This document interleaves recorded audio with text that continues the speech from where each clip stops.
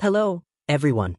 Thanks for tuning into the channel, and if you're new here, a warm welcome to the community.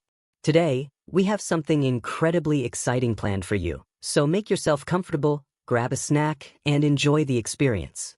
We're going to explore the story of the great trade by the river, and believe me, you'll want to stay till the end. As always, if you enjoy engaging stories and fresh content, be sure to subscribe and hit the notification bell so you won't miss what's coming up next. Now, sit back, unwind, and let's get started. In ancient times, when the earth was filled with unimaginable beauty, the landscapes of Africa were intertwined by rivers, forests, and expansive plains. Villages throughout the region were linked not by roads, but by paths and hidden trails where travelers carried stories and goods to exchange. This era was characterized by the barter system. Along the banks of a broad, leisurely flowing river, there existed a small village known as Mband. The inhabitants of Mband were renowned for their exquisite pottery, crafted from the riverbed's clay and sun-baked to perfection. Their pots boasted lively hues of red and brown, adorned with designs inspired by the surrounding flora and fauna. Traders journeyed from far and wide to exchange goods for these pots, bringing with them items that the people of Mband had never encountered. One sunny morning, while the mist still hung over the river, a trader named Kola made his way to the village.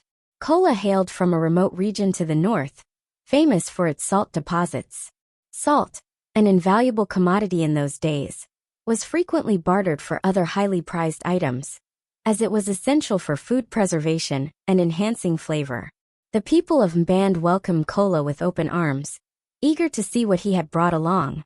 In trade for their clay pots, he unveiled a carefully wrapped bundle of salt encased in thick leaves. The village elder, a wise woman named Amma, moved forward and examined the salt closely.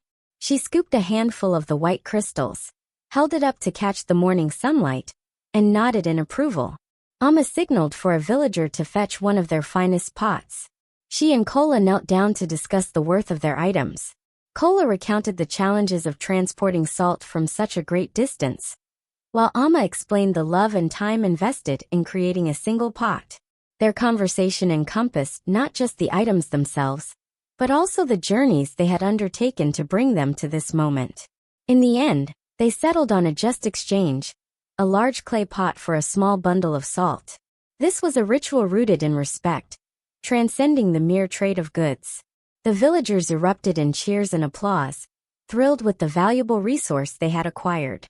Kola enjoyed a meal with them, savoring yam porridge and spicy groundnut stew.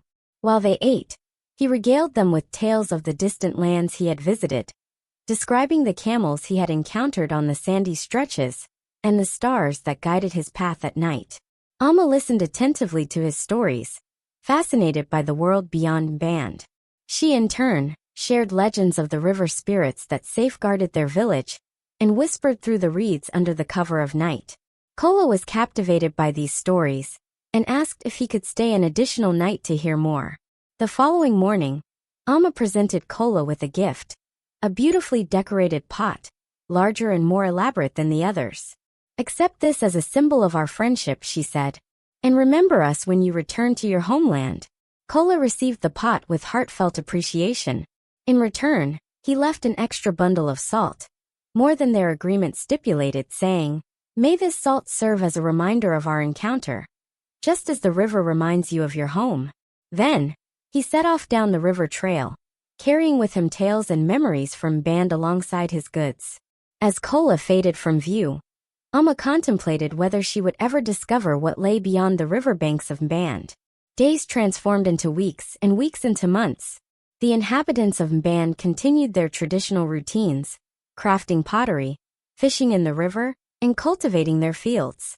Yet Amma, the village elder, frequently found herself staring down the path where Kola had vanished, pondering the world beyond her village. His stories of faraway places, filled with traders and wanderers, lingered in her mind, stirring a curiosity she could no longer suppress. One evening, Amma called the villagers around the fire and shared her vision. She desired to visit the distant lands she had heard about, to explore new cultures and witness how others lived. Some villagers expressed astonishment. It was unusual for elders to leave the village. Others voiced concerns about her safety. Nevertheless, Alma's resolve was strong and unwavering. She selected her sturdiest pot, her walking stick, and some dried yam bread to take on her journey.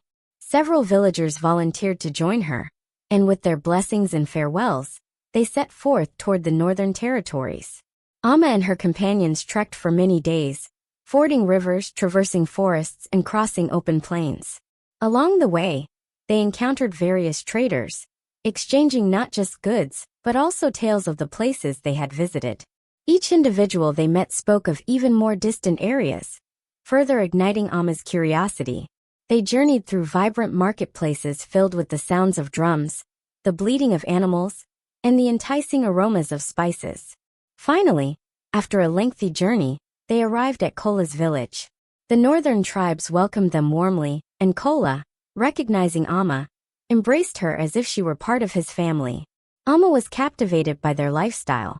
She observed how they extracted salt from the land and bartered it with coastal tribes for valuable seashells.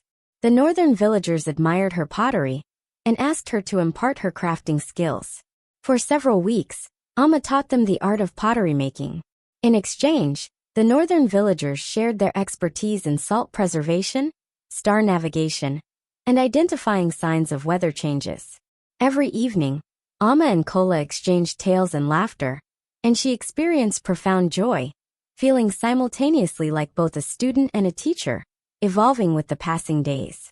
When the time came to return, Kola and his community presented her with sacks of salt and bundles of vividly woven cloth.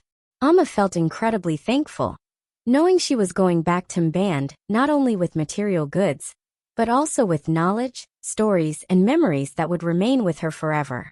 Upon her arrival in Mband, the villagers honored her journey with a grand feast. She distributed the salt and cloth among her people, sharing the customs of the northern villagers and the importance of the wisdom she had gained. Alma emerged as a beacon of inspiration, symbolizing the power of curiosity and the beauty found in shared knowledge. Her narrative sparked a desire for exploration among the youth of Mband, who began traveling and trading, bringing back fresh ideas and items to their home. With the passing years, Alma's legacy endured. She transformed from merely a village elder into Alma the Wise, whose experiences revealed to the people of Mband that their world was broader and more vibrant than they had ever envisioned.